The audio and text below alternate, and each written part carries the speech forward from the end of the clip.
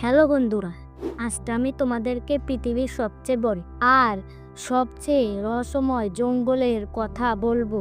নাম হলো অ্যামাজন জঙ্গল। অ্যামাজন জঙ্গলকে সবাই পৃথিবীর ফুসফুস বলে, কারণ এই জঙ্গল আমাদের পৃথিবীর অনেক অক্সিজেন তৈরি করে। আমরা যে অক্সিজেন নেই তার এক বড় অংশ আসে এই বিশাল জঙ্গল থেকে।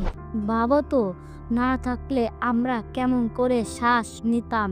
এই জঙ্গল এত বড় যে পুরো বাংলাদেশকে হাজারবার এঁকে ফেলতে পারি। এর ভিতরে আছে বড় বড় গাছ, ঘন অন্ধকার জঙ্গল আর অসংখ্য নদী।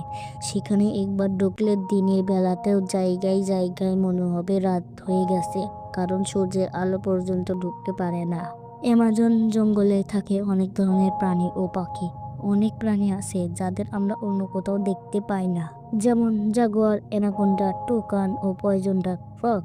জাগুয়ার দেখতে অনেকটা বাঘের মতো, কিন্তু আরো দ্রুত আর শক্তিশালী। অ্যানাকোন্ডা পৃথিবীর সবচেয়ে বড় সাপ, বিশাল লম্বা আর মোটা। টোকান রঙিন ঠোঁটের সুন্দর পাখি। পয়জন ফ্রগ দেখতে ছোট আর রঙিন, কিন্তু অনেক বিষাক্ত।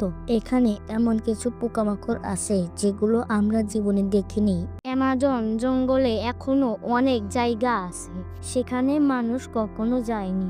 এখনো অনেক নতুন নতুন প্রজাতি আবিষ্কার করা হচ্ছে। অ্যামাজনে শুধু প্রাণী নয়, মানুষও থাকে। তাদের বলা হয় উপজাতি। এরা আধুনিক শহরের মতো থাকে না, তারা প্রকৃতির সঙ্গে মিলেমিশে শান্তিতে জীবন কাটায়।